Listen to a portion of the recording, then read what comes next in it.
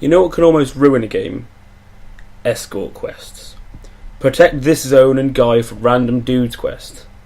Some games base their entire playstyle around these tropes and end up shit because of it. Others only use them sometimes in order to try and make it seem like there's more gameplay variety than there actually is.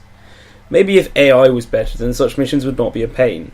Now, thankfully, the rest of Far Cry 3 is good enough to overcome the frustrating escort missions and is almost great. Not quite though. Almost great. Far Cry 3 does get a lot right. The open map to explore is filled with things to see and do, and the wildlife that you can hunt actually has a purpose, something many other games fail to succeed in pulling off. You see, in order to have more weapons or hold more grenades, you have to hunt a certain number of specific animals in order to craft a bigger ammo pouch or new wallet. This gives the diverse wildlife a point, for a time, and makes hunting, for the first half of the game, something useful and beneficial rather than just a way of making more money. The FPS gameplay is also solid, with guns feeling good and attachments being useful and changing the guns up enough to feel worthwhile. There is also the outpost system to go along with the classic Ubisoft viewpoints, now called radio towers. These outposts are initially controlled by the main foes of the game and are liberated one by one by the player.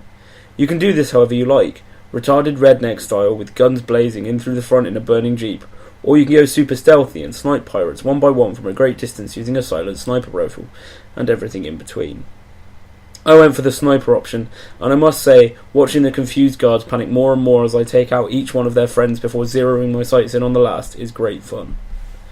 The game also does a good job of making you feel like a badass. Takedowns are cool, with later upgrades allowing you to take down an enemy, nick his sidearm and proceed to gun down his mates before they even knew you were there.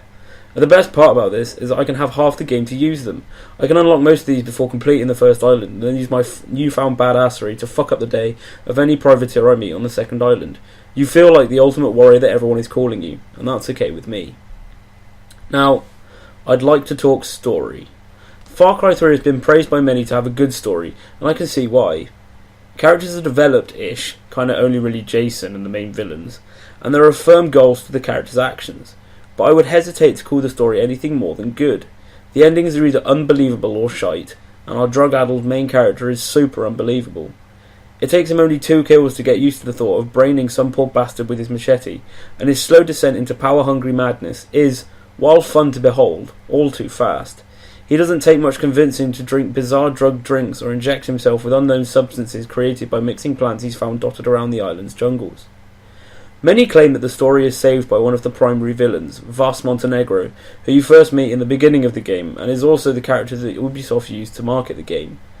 Vaas is a good character. His fucked up psychotic monologues are great, and his treatment of the cast of Bellans we are supposed to sympathise with is wonderfully deranged.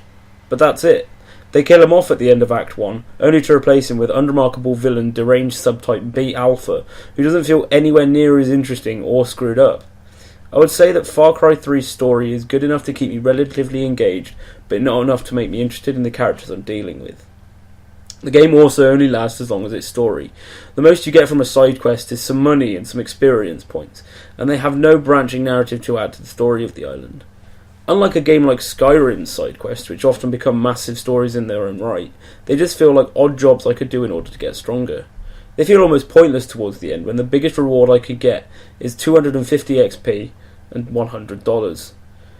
The wildlife hunting also quickly becomes redundant. Once you've upgraded all your gear, there is very little point to hunting the animals. Being attacked by a tiger no longer has the effect it may have had when you needed its skin to make a new ammo sling. I did enjoy Far Cry 3. Stealthing my way round outposts was fun, and the upgrades made me feel like the biggest badass since Rambo. But there is only so much a game can do to engage me. The story was okay, but had very little replay value, something that could be said for the side quests, the hunting system, and, in fact, the majority of the content that the game has to offer. Combine this with the stupid escort missions, and have very little reason to complete the game. Go ahead and try Far Cry 3. Enjoy it while it lasts, but don't expect it to be a long experience. Once you've killed all your tigers and liberated all the outposts, you may feel unsatisfied. I know I did.